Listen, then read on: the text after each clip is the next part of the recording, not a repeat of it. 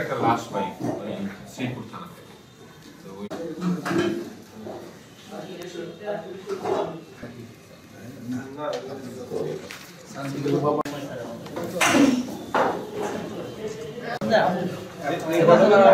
ঘটনা OC sir